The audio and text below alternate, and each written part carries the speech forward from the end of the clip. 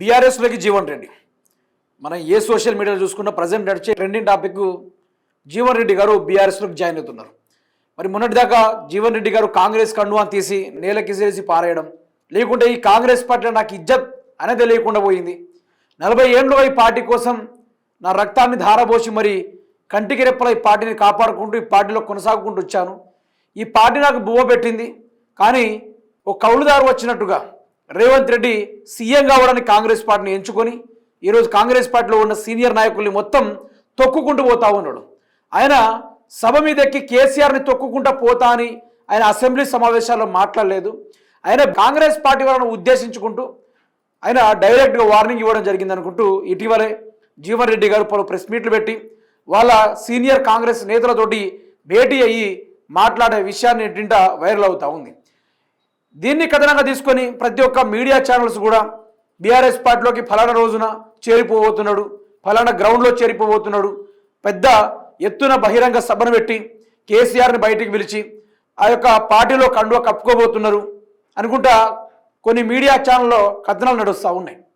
మరి ఇది ఎంతవరకు వాస్తవం?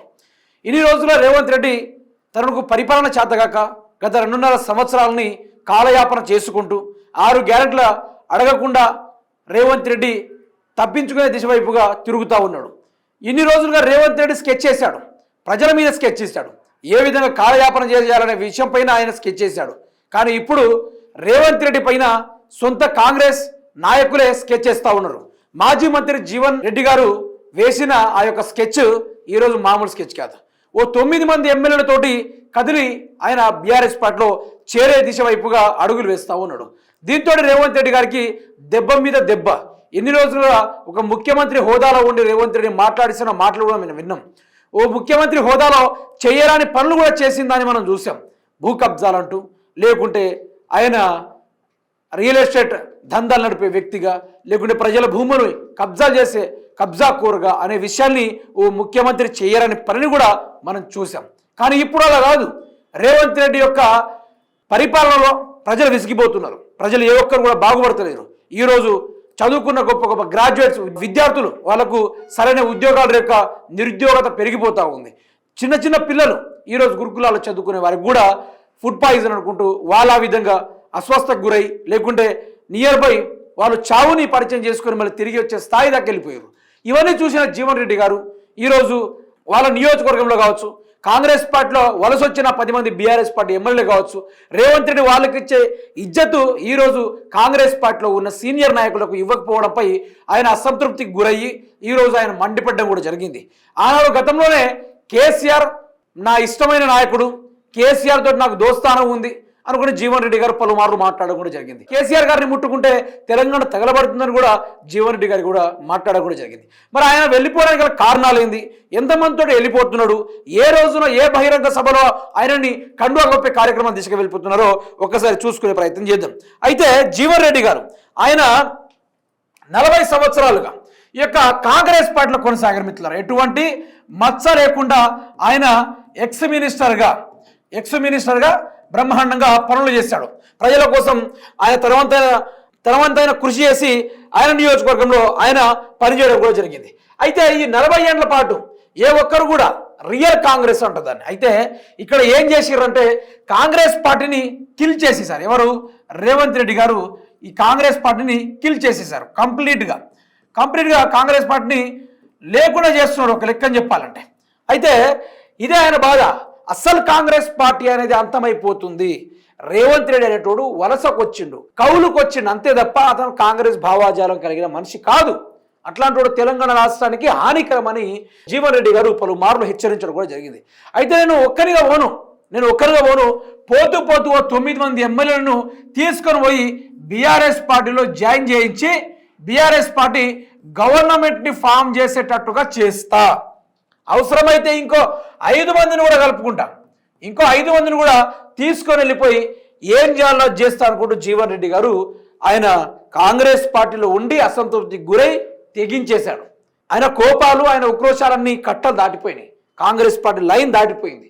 ఈరోజు రాష్ట్రంలో ఉన్న ఇవన్నీ జరుగుతూ ఉంటే ఇవన్నీ రాహుల్ గాంధీ గారికి ఏ ఒక్కరు కూడా తెలియదు. రాహుల్ గాంధీ గారికి తెలియదు.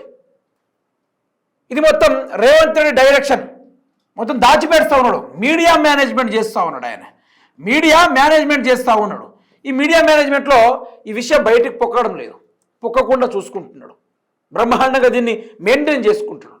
అయితే ఇక్కడ బీఆర్ఎస్లోనే ఎందుకు చేరుతున్నాడు? ఎందుకంటే ఈరోజు తెలంగాణ ప్రజల యొక్క గొంతుకగా, ప్రజల సమస్య దగ్గర పరిష్కారంగా, ప్రజల ఆస్తుల్ని కబ్జాలు చేసే దగ్గరలో ఒక అస్త్రం లెక్క బీఆర్ఎస్ పార్టీ తన ప్రతిపక్ష హోదాని ఈరోజు వాళ్ళు పాటించుకుంటూ పోతూ ఉన్నారు.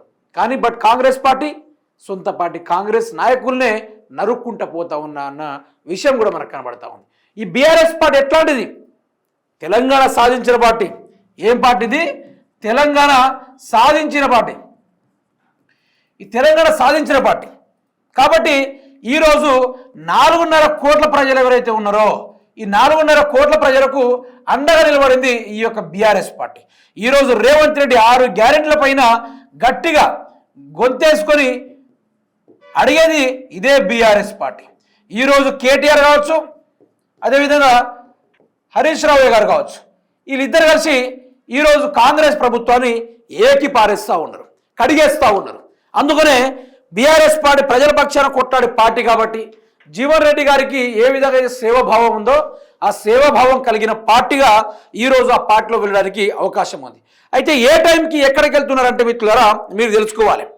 ఇదే జీవన్ రెడ్డి గారిని మందలిద్దామని ఒకటి శ్రీధర్ బాబు గారు, అదేవిధంగా పూర్ణం ప్రభాకర్ గారు వీళ్ళందరూ వెళ్ళి ఎందుకు ఇట్లా చేస్తున్నావు, నీకు మంచి భవిష్యత్తు ఉంటుందని చెప్తా ఉంటే, లేదు నేను ఎవ్వరు చెప్పా వినా, మీకు పదవులు వచ్చినాయి, నాకు అవన్నీ అవసరం లేదు, నా ప్రజలు ఇక్కడ నష్టపోతూ ఉన్నారు, ఇక్కడ కాంగ్రెస్ సీనియర్ నాయకులు నష్టపోతూ ఉన్నారు, మీతో అయ్యేదేంది ఊరికేదేంది అనుకుంటూ కండువా తీసి పడేసిండు. ఆయన కండువా తీసి నేలకిసిరి కొట్టేసిండు. ఆయన ఇంకా భావోద్వేగా ఏం చేసిండు? Revanth Reddy killed to the Congress party, Congress పార్టీని చంపేసిండు రేవంత్ రెడ్డి అని చెప్తా ఉన్నారు, కంప్లీట్గా చెప్తా ఉన్నారు అనమాట. అయితే ఎప్పుడు వెళ్తా ఉన్నాడు జీవన్ రెడ్డి గారు? ఎప్పుడు అది ఏప్రిల్ 10న ఎక్కడున్నారు? లక్ష్మీపూర్లో బీఆర్ఎస్ భారీ బహిరంగ సభ, పెద్దగా భారీ బహిరంగ సభను పెట్టి జీవన్ రెడ్డి గారిని బీఆర్ఎస్లోకి తీసుకునే కార్యక్రమం దిశగా చేస్తూ ఉన్నారు. అయితే ఇదే ఏప్రిల్ 15 రోజున లక్ష్మీపూర్లో బీఆర్ఎస్ పార్టీ పెద్ద బహిరంగ సభ పెట్టి ఇక జీవన్ రెడ్డి ఆయనకంటూ 40 ఏళ్ళ చరిత్ర గల నాయకుడు కాబట్టి ఆయన రేవంత్ రెడ్డికి ఆషామాషి ఓటు కేసులో దొరికి లేకుంటే టీపీసీసీ పదవిని 100 కోట్లతో కొనుక్కొని తెలంగాణలో వచ్చి తెలంగాణ ప్రజలందరూ తట్టి లేపి లేనిపోని మాటలు చెప్పి యావత్ తెలంగాణ రాష్ట్ర ప్రజల్ని మోసం చేసి అన్నీ ఆ విధంగా రాలే.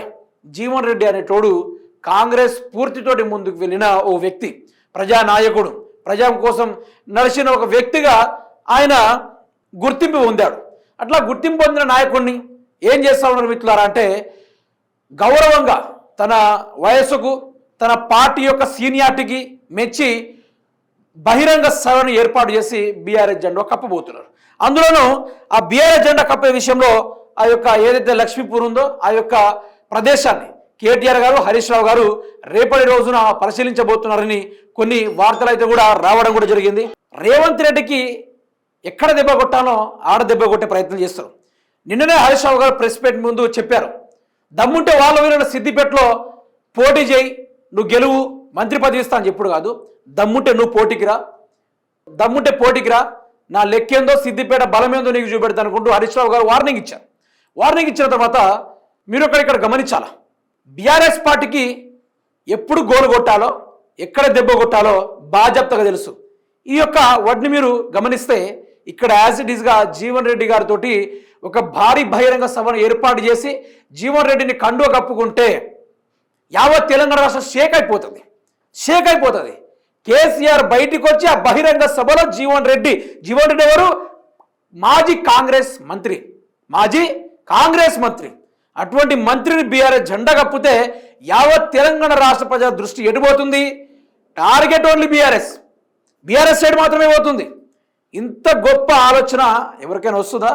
సభల మీద ఎక్కి మాటలు మాట్లాడి లేనిపోని స్కెచ్లు వేసి కమిషన్లు అనుకుంటూ కాలయాపన చేసే ఈ కాంగ్రెస్ ప్రభుత్వము ఈరోజు బీఆర్ఎస్ ఆడిన ఆట చూసిర్రా? ఈ స్కెచ్ ఏమో మీరు గమనించిర్రా? బాధ్యతగా కొట్టిండు. ఇప్పుడు కాంగ్రెస్ పార్టీ అంటే చాలా మందికి ఇష్టం ఉంటుంది, చాలా వరకు ఇష్టం ఉంటుంది.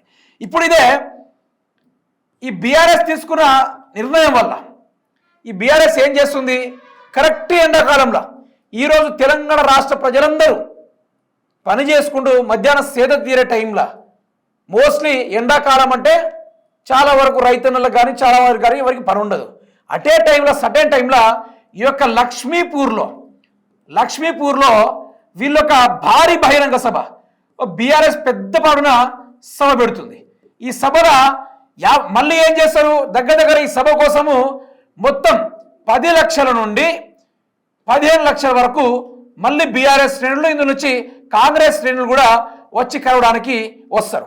ఇలా రావడం వల్ల ఏమవుతుంది, బీఆర్ఎస్ మళ్ళీ టాప్ రేంజ్లో వెళ్ళిపోతుంది. 0 నుంచి మొదలు పెడితే 99% వరకు బీఆర్ఎస్ దూసుకెళ్లే అవకాశం బరాబర్గా ఉంటున్నది. ఇక్కడ క్లారిటీగా అర్థమైపోతుంది. ఇంతకుముందు మన కేసీఆర్ గారు ఎలకతుర్తి సభల ఏం చేసిర్రు, ఆయన ఎలకతుర్తి సభల ఆయన బహిరంగ సభ పెట్టిర్రు, రజతోత్సవ సభ పెట్టిండు, ఆయన పార్టీ యొక్క సెలబ్రేషన్స్ పెట్టిండు. ఆ ఒక్క వీడియో, ఆ ఒక్క సభ యావత్ తెలంగాణ రాష్ట్ర చరిత్రను కదిలించింది. జస్ట్ ఆనాడు ఆయన కేసీఆర్ గారు అన్నారు ఏమని, తరం మారాలి కాబట్టి మనం మారాలా, మన భవిష్యత్తు మారాలా, మన రైతుల జీవితాలు మారాలా, మన ప్రజలు బాగుపడాలనుకుంటూ ఆయన మాట్లాడిన మాటకి ఆనాడు ఎటువంటి సోషల్ మీడియా లేని రోజుల్లోనే ఢిల్లీని ఆ గడ్డల్ని కదిలించిన నాయకుడు ఈరోజు అన్ని సోషల్ మీడియా తనకు కావాల్సినట్టుగా యాక్టివేట్గా ఉన్నాయి.